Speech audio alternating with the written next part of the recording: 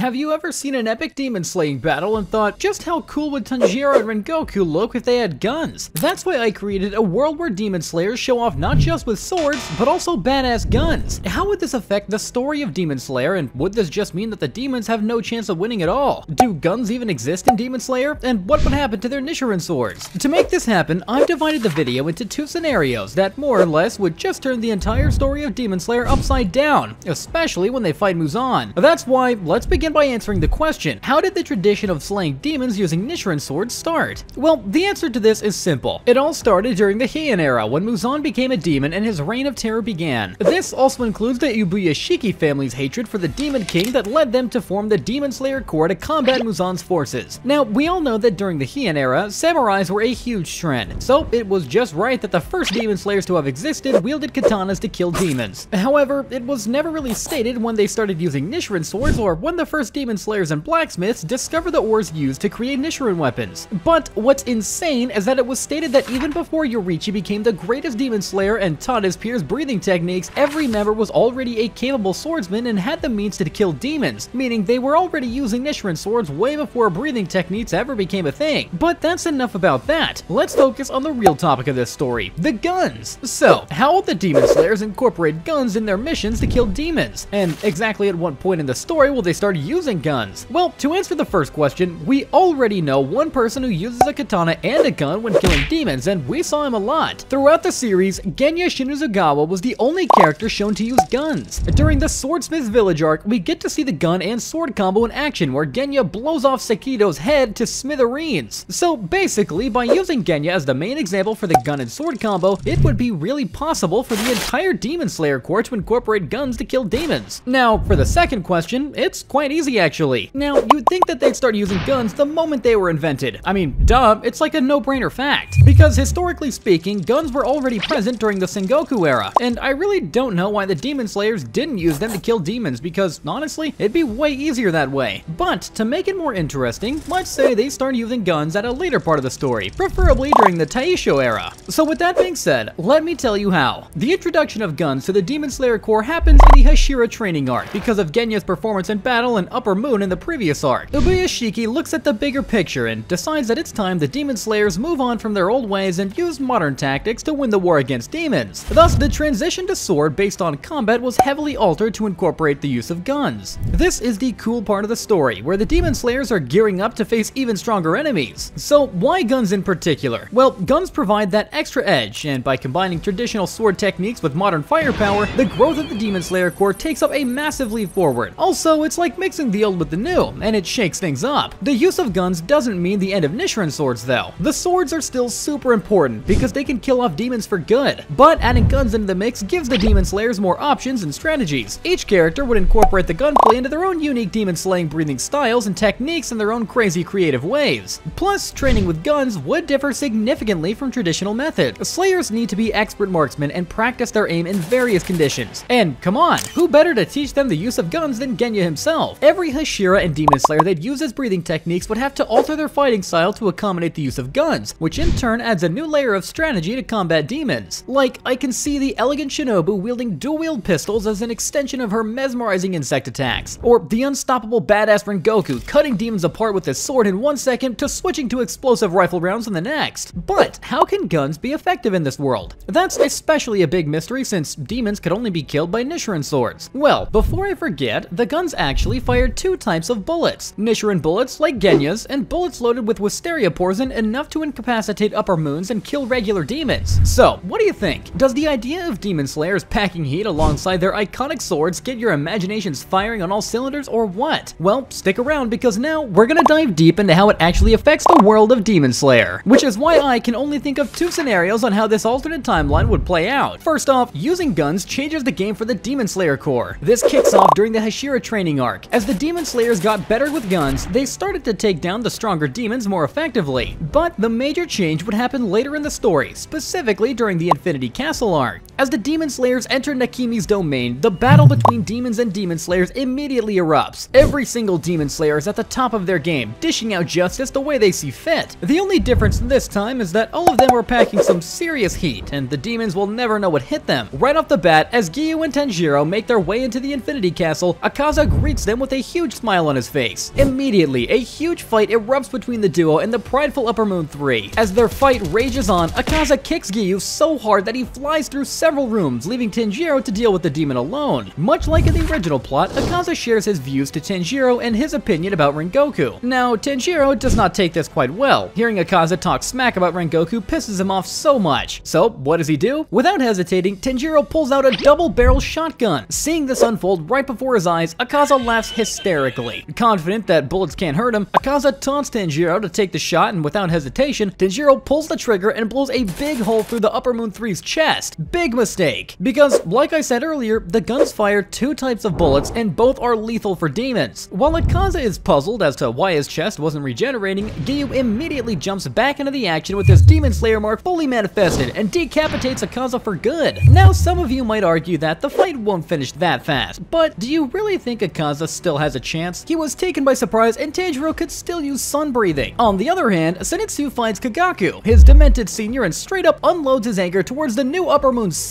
We all know why, so I'm gonna skip that and head straight to the fight. So what happens here? With Kagaku becoming a demon, he naturally gains the upper hand against Zenitsu. As their fight rages on, Zenitsu finds himself in a pinch and decides that breathing techniques are not enough to kill his enemy. So what does he do? He sheathes his blade and uses his ultimate move, the Flaming Thunder God, blitzing Kagaku so fast he didn't have time to react and reappears behind the Upper Moon 6. This time in his hand, he's holding a new and shiny one-hand shotgun. Before Kagaku could react, Zenitsu shoots him and blows his head to Kingdom Come, ending the fight instantly. If he wasn't disrespected enough in the main timeline, he is now. Going to another part of the battlefield, Shinobu wastes no time in her fight with the Upper Moon 2 by using her overwhelming speed. But will she still die? Well, Shinobu abandons close combat from the get-go and starts using two modified pistols that suit her fighting style the most. Since we all know she's not strong enough to decapitate a demon, it makes perfect sense for her to just keep her distance by using long-range weapons. With her speed and agility, Shinobu puts on a hell of a show. Using her breathing technique, Shinobu dodges Doma's attack and speed blitzes the Upper Moon 2, firing Wisteria and Nichirin bullets relentlessly, riddling Doma's body with wounds that wouldn't regenerate so easily. For the first time in a long time, Doma fears for his life. While Doma is busy trying to keep up with Shinobu's movements and neutralizing the Wisteria poison in his body, Inosuke and Kanayo sneak behind the unsuspecting demon and decapitate him. Therefore, the fight against Doma is finished without any casualties. Meanwhile, as the fight against Doma, Kagaku, and Akaza are done, the fight against the Upper Moon 1 is just about to go into full swing. Now, you'd think the other Hashiras would go and help the others to defeat Kokushibo, but I have another thing in mind. What is it? Well, instead of helping Gyomi and the others fight Kokushibo, the remaining Hashiras would instead go and deal with the most annoying demon by far, which is Nakime. So, with Iguro, Kenroji, Giyu, Shinobu, Kanayo, Inosuke, Zenitsu, and Tanjiro hot on Nakime's trail, the remaining Hashiras are duking it out against the strongest Upper Moon to ever exist, and would they still suffer the same fate? Basically, to shorten the story, Gyomi is the only person not using a gun because he's blind. Overwhelmed with the firepower the Hashiras are packing, Kokushibo lashes out and tries to deal with all of them in one fell swoop. But Gyomi stops his attacks while Genya, Murichiro, and Sanyemi start to relentlessly unleash a barrage of bullets, helping to weaken or even kill Kokushibo. In the end, Gyomi successfully decapitates Kokushibo, ending the long and arduous fight once and for all without any casualties. They might probably have a missing arm or two though. Moving forward, before Muzan could escape his flesh cocoon, Iguro successfully puts a Nichirin belt covered with Wisteria poison between Nakime's eyes using a hunting rifle, while the Biwa demon was busy dealing with the other Hashiras. With Nakime dead, the castle starts collapsing, sending everyone back to the surface. This leaves Muzan's flesh cocoon exposed for everybody to see. So, what happens from here? We go to the final battle arc. With his cocoon fully exposed, Muzan is forced to face his opponents without fully neutralizing Tamayo and Shinobu's anti-kibutsushi drug. The moment Muzan steps out of his flesh cocoon, he sees countless demon slayers perching on rooftops, holding guns ready to shoot with the Hashiras on the ground. This pisses Muzan to the highest degree, and he starts to launch a large-scale attack using his tentacles. As the Hashiras weave and dodge through Muzan's attacks, the ones on top of the roof shoot the Demon King relentlessly.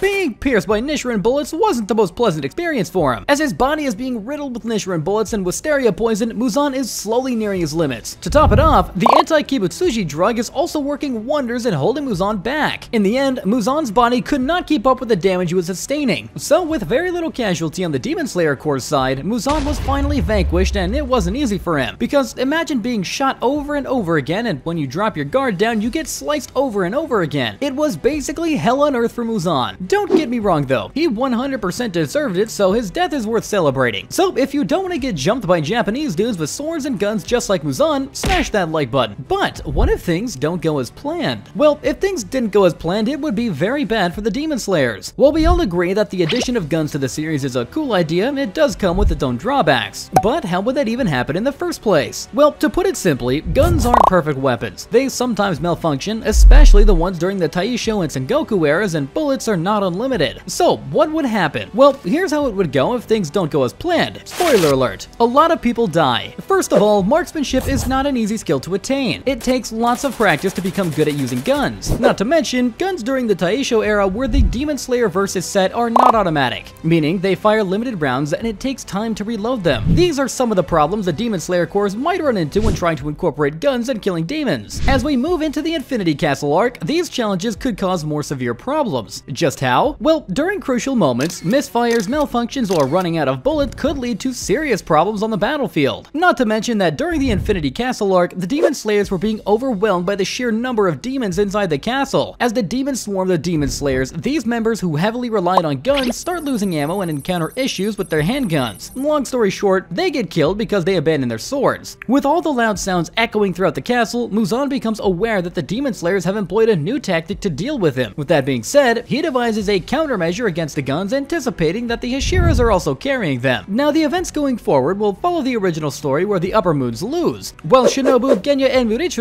die defeating the high-ranking demons. That's why we'll time travel a bit and skip them. This leads us to the final battle arc. As everyone reaches the surface, they all come face to face with the Demon King. While it's true that Muzan is still severely weakened because of the anti-kibutsuji drug, he evolves even further with a now hardened skin as a means to counteract the guns. It was like his body was clad with armor. But while he had the means to stop the bullets, this evolution of his sacrificed one crucial thing: his speed. So, how would this affect the entire fight? With his hardened body, it was near impossible for the Hashiras to cut him down, but it also slowed Muzan down so much that the Demon Slayers could easily avoid his attacks. At this point, it became a battle of endurance. What was even worse for Muzan was that he couldn't escape and was forced to fight. In the end, the same thing ends up happening. Muzan loses, but he was able to kill a lot of the Demon Slayers. He might have been slow, but he was still too powerful for them to handle. So, what do you think? Do you think the Demon Slayers could have just used guns instead of swords? And have you ever wondered what would happen if we gave the demons the advantage this time and made them immune to sunlight? Click on this video to find out.